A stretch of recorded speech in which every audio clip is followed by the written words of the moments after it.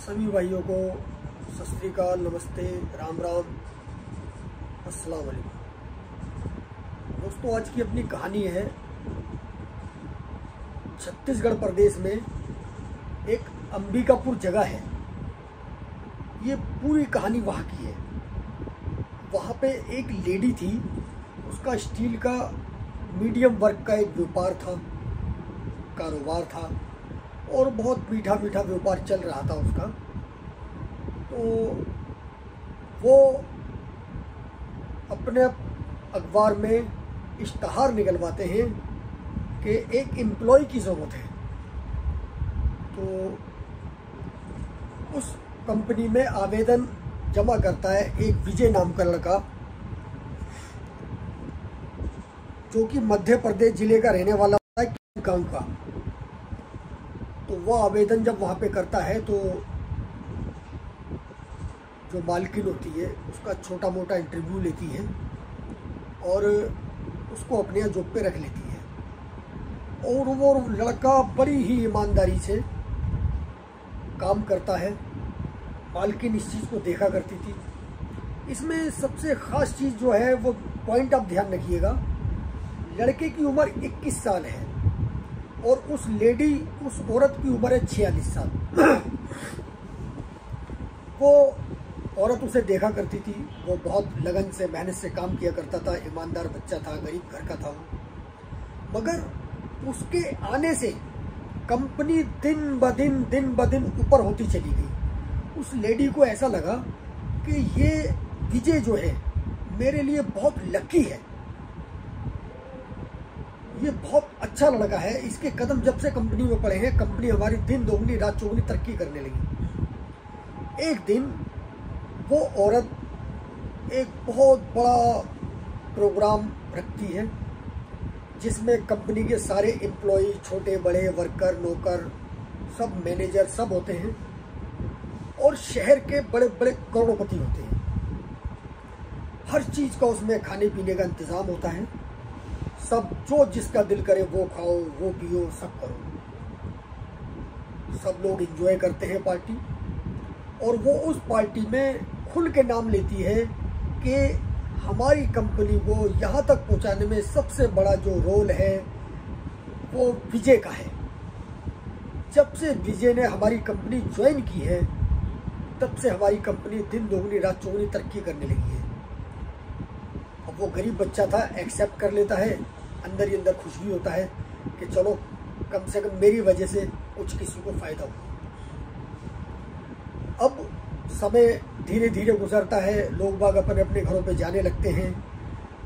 वो मालकिन ज़रूरत से ज़्यादा शराब पी लेती है, नशे में धुत हो जाती है और उसे अपना होश नहीं रहता। सब जाने लगते हैं।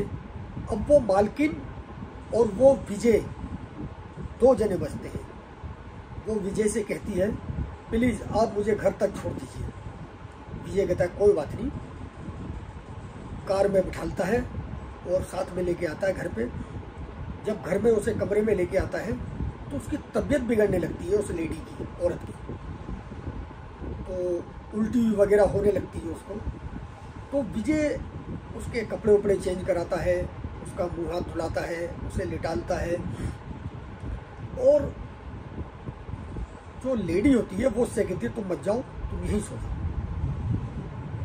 अब वो रात को लेडी और वो विजय दोनों एक साथ सो जाते हैं और इसी लम्हे में उन दोनों का हम बिस्तरी का मामला बन जाता है। दोनों हम बिस्तरी कर लेते हैं। लेडी को इतना होश होता है कि ये क्या है क्या नहीं है, लेकिन वो इस चीज़ को मना नहीं करती। सुबह उठते हैं, लड़का जब ये सब देखता है कहता है ये सब मैंने क्या किया। तो वो उसे समझाती है, बुझाती है, कोई बात नहीं, ऐसा हो जाता है, मेरी मर्जी थी, आपने कोई गलत नहीं करा। लेकिन उस लड़के को घृणा होने लगती है अपने आप से। अब वो औरत उसका नाजायज़ फ़ायदा उठाने लगती है।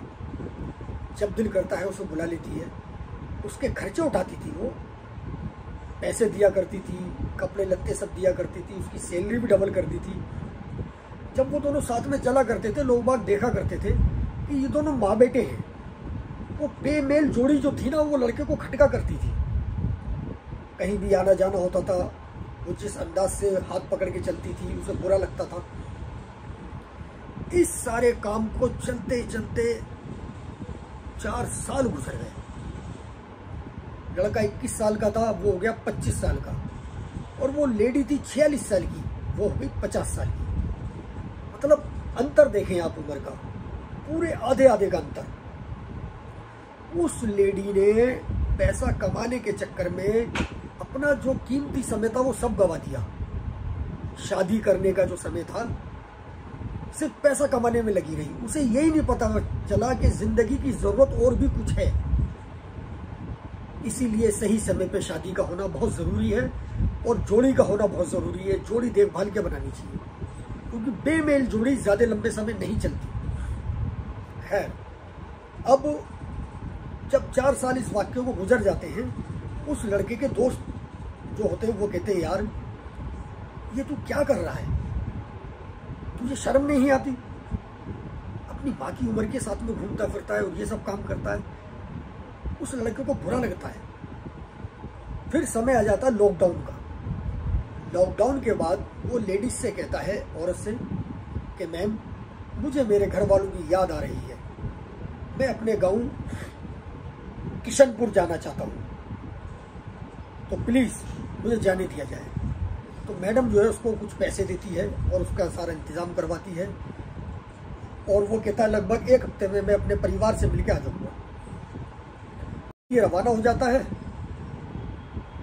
वहां पे जाते ही जैसे ही अपने घर पहुंचता है, सबसे पहले अपना सिम तोड़ता है, फेंक देता है, और सभी संपर्क बंद। और वो लेडी होती है, 1 हफ्ता हो गया, 10 दिन हो गया, कभी फोन करती है, कभी कुछ करती है, बड़ी बेचैन हो जाती है मिलने के लिए कि आखिर विजय मुझे छोड़ के क्यों चला गया। लगभग 3 महीने बाद वेट करने के बाद वो 700 किलोमीटर का सफर तय करके उसके गांव पहुंच जाती है। जब गांव पहुंचती है, ढूंढते ढूंढते उसके घर पे जब चली जाती है, उस लड़के को, विजय को जैसे ही पता चलता है, वो छत पे से कूद के भाग जाता है, फिर वापस नहीं आता। माँ बाप बार बार कहते हैं, आखिर क्या मामला है मैम, क्या मामला है? वो उस टाइम नहीं बताती, क्योंकि माँ बाप को उसका पता ही नहीं होता ये दोनों किस रिलेशनशिप में है, क्या मामला है। वो 1 नहीं, 2 नहीं, 3 नहीं, लगभग वो 10-12 दिन तक उस घर पे इंतजार करती है उस लड़के का, लेकिन लड़का भाग जाता है, लड़का वापस नहीं आता। अब वो घर वालों को टॉर्चर करना शुरू करती है, आप अपने लड़के को बुलाइए, नहीं तो मैं पुलिस कंप्लेंट करूंगी। ये 4 साल से मेरे साथ रिलेशनशिप में था।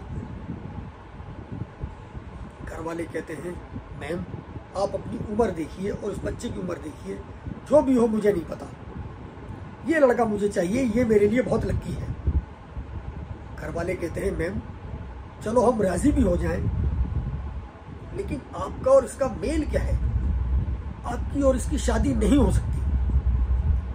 खैर, जब वो ज्यादा जिद करती है, 10-12 दिन तक घर वालों को परेशान करती है, तो घर वाले उसे धक्का देकर बाहर निकाल देते हैं। इस पूरे वाक्य को गांव वाले देख रहे थे। उसको ऐसा लगा कि मेरी बहुत बेइज्जती हुई है। वो पास के पुलिस कार्यालय ऑफिस जाती है, पुलिस थाने, और वहां पे उस लड़के के खिलाफ कंप्लेंट कराती है। जब वो कंप्लेंट कराती है तो वहाँ जो अधिकारी थे उन्होंने देखा कि ये इस लड़के के खिलाफ कंप्लेंट करा रही है कि ये लड़का मेरे साथ में इतने समय से रिलेशनशिप में था, तब तो इसने कोई एतराज नहीं उठाया। तो उनको भी लगा कि यार ये मामला कुछ मेल नहीं खा रहा लड़के का और उनका। वो तसल्ली देते हैं, कोई बात नहीं, हम लड़के को ढूंढते हैं। पुलिस उसमें कोई कार्रवाई नहीं करती, क्योंकि पुलिस भी समझदार होती है कि ये सही है या गलत है।